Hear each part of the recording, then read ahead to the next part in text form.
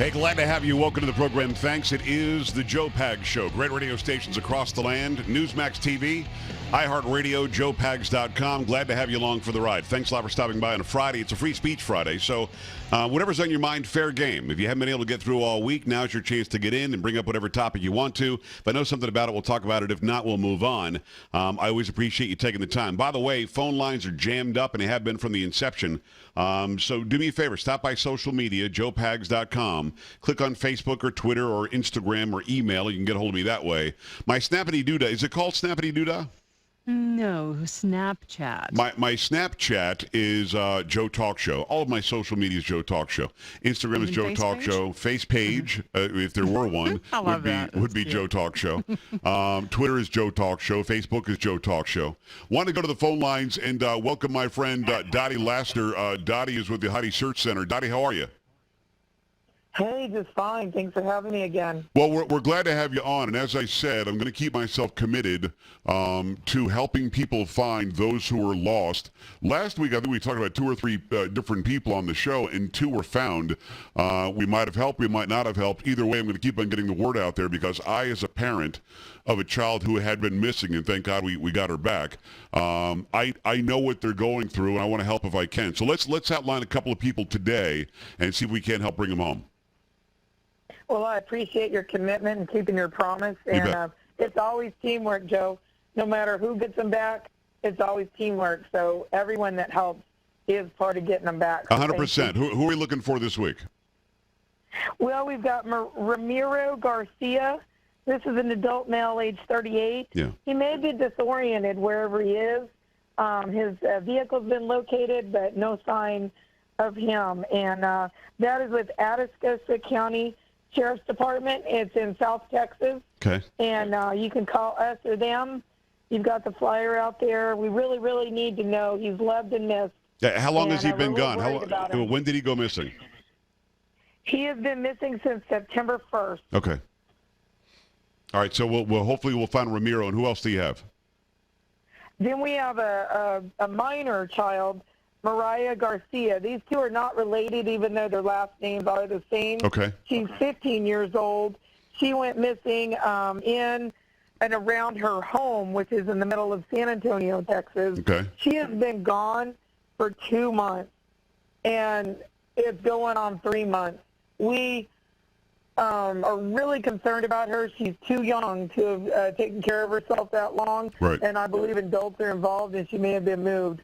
We really need to get some information on her. Now is her case involved in what we were talking about? Well, you were talking to Karina about earlier, my producer, or is that a different case where it turns out there was an educator who was actually giving a phone to somebody? Fill me in on what this was all about.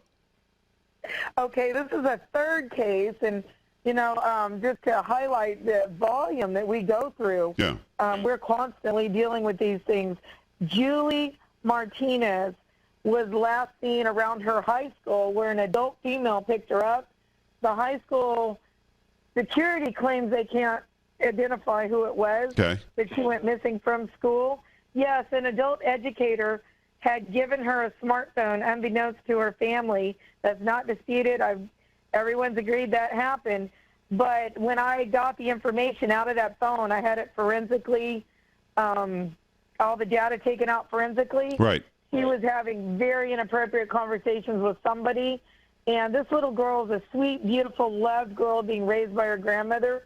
And whatever the intentions were, that phone, I believe, is responsible for her being missing. Well, I talked about that. Now, is she missing from the San Antonio area too?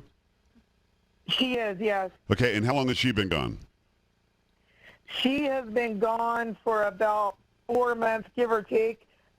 We had some April 29th is the exact date. So all right, so and I want people to go to my social media. I posted on Twitter and I posted on Facebook the pictures of at least 2 of these folks that we're trying to help find. Go there and look for them, and I certainly want to get them back and reunited. But I want to talk just for a minute about the whole cell phone angle, because when Gabby wasn't home, we talked about and I couldn't talk about the case specifically, and I still really won't get into deep details, but we talked about how cell phones. I've actually now said in my house, because smartphones are the devil. Because you have access, or people, I should say, have access to your young people, and you won't even know about it. Even if you think that you're keeping close tabs, when they get to school, they're using somebody else's phone. Or, as in your case, and as in other cases I know about, an adult will give the child a cell phone, a smartphone, that the parents know nothing about. And how do you monitor something and monitor, conversations if you don't even know the device exists? So this is a major issue. Do you have any advice for parents who are listening right now who, A, don't think their child would ever be involved in this, and I'm telling you, it could happen to anybody, and B, how to sniff out if there's a device or a means of communication that you don't know about? Well, yes, you're right. The cell phone is the gateway to the entire world, good and bad. And it's like giving a key to the front door to the bad guys, to your house or to their school. And we developed a thing called a digital DNA kit that parents can download off our site, theheidisearchcenter.org. Right. I suggest you get in your kids' business. You need to know all their profiles all across social media. And then there's also a program I use that'll take that beginning information I get and show me other profiles that they may have. So it takes a bit of detective work to find out not just what you know, but what you don't know. And that's where I find where they are, is what the parents didn't know. And also, you have to sit down and talk to your children to not take naked pictures of themselves, to not take selfies, to not send people they don't know, like know in real life and that their parents don't know. Don't send them their information, how old they are, where they live, their address, a picture of themselves, or whatever. We live in a time where getting more attention is somehow a really, really good thing.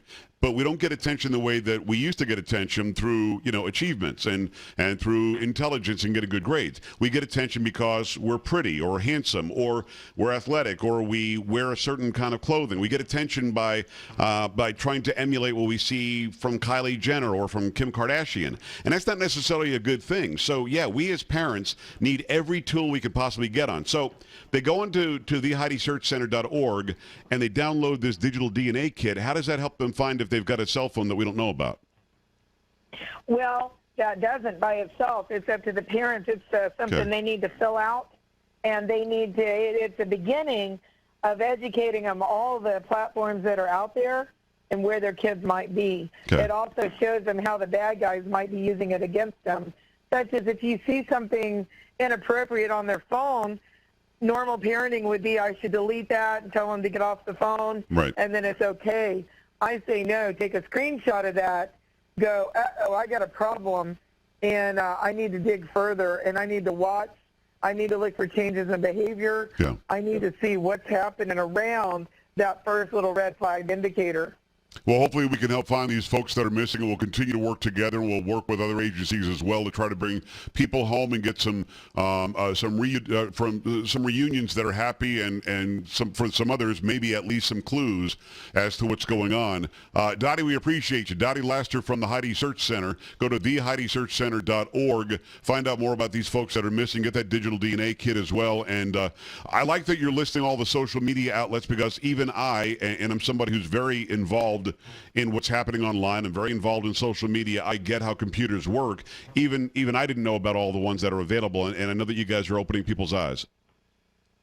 Well, thank you, and we appreciate your support. And if your listeners want to support so I can do more things, I'd like to make that digital DNA kit do even more than it does. Okay. They can go to the Heidi Search Center. We're asking for 300 people to donate $20 a month ongoing, and our kids are worth it. So sign up there, help us. We need your help. I'm inundated all day, and thank you, Joe. All right, Dottie, we'll talk to you very soon. Dottie Laster, the Heidi Search Center. We appreciate her taking the time. It's not as hard as it sounds, but it's nowhere near as simple as it sounds either. You have to be actively involved. You have to do better than I did in noticing the evidence that was out there, the telltale signs that were out there, and learn from my experience, and go and check out the Heidi Search Center. Go and check out the Center for Missing and Exploited Children. Go and check out into these places, because I've gotten all sorts of emails and Facebook messages and everything else from people who have missing people. It's a major problem. And as we talked about last time we talked to Dottie, sex trafficking and things like that where children are forced into prostitution and sold, it's a huge business. It's a huge business. And if you have young people in your house, don't make any assumptions. Always trust but verify. Who said that, Carrie? Who? Bush? Wow. Now, you're going to claim you were too young. Ronald Reagan said, trust but verify. Oh, right. I was way too young. Okay. 1-800-383-9624. We'll continue on Free Speech Friday. We come back right here. Stay here.